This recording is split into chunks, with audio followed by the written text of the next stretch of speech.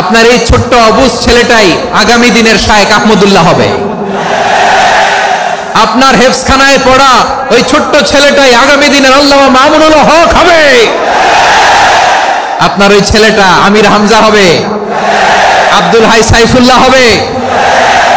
আল নাসু মাআদেন, মানুষ হচ্ছে খনি, এই খনির যত্ন নিতে হবে। মা বাবা যারা এসেছেন আপনার ছেলে মেয়ের যত্ন নেন। আপনার ছেলের মধ্যে যে কি পটেনশিয়াল আপনি জানেন না। আপনার এই ছোট্ট অবুজ ছেলেটাই আগামী দিনের শায়েখ আহমদুল্লাহ হবে।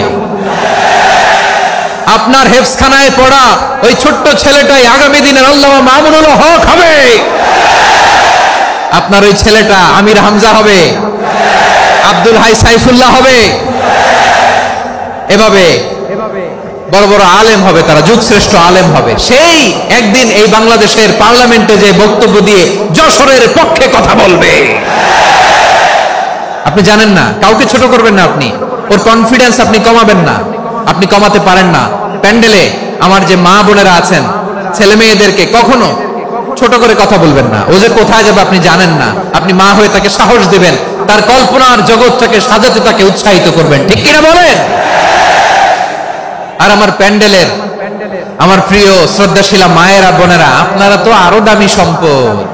বিশ্বনবী বলেন আর দুনিয়া কুল্লুহা মাতা। আল্লাহ আল্লাহ আল্লাহ, বিশ্বনবীর কথার ওজন দেখেন। আর দুনিয়া কুল্লুহা মাতা ওয়া খায়রু মাতা'আদ দুনিয়াল মারআতুস সালিহা। বিশ্বনবী বলেন দুনিয়ায় যা দেখো সব আল্লাহর দেওয়া অ্যাসেট, মানে সম্পদ। আর এত অ্যাসেটের ভিড়ে সবচেয়ে শ্রেষ্ঠ সম্পদ হচ্ছে নেককার নারী। সুবহানাল্লাহ। ভাইয়েরা বোনের সাথে খারাপ আচরণ করো না, সন্তান মায়ের সাথে খারাপ আচরণ করো না। আমাদের মায়েরা আমাদের asset, they are our priceless asset. কারণ এই মায়েদের পেটে এসেছে আল্লাহর ওলিরা, এই মায়েদের পেটে এসেছে খান জাহান আলী, এই মায়ের পেটে এসেছে শাহজালাল ইয়ামানি, এই মায়ের পেটে এসেছে আল্লাহর সব নবীরা। নাকি নবীরা আকাশ থেকে ধপ করে জমিনে নেমে আসছে? মায়ের পেটে আসছে। এই মায়ের পেটগুলো খনি। আমার সম্মানিতা মায়েরা বোনেরা, নিজেকে ইসলাম দিয়ে সাজান।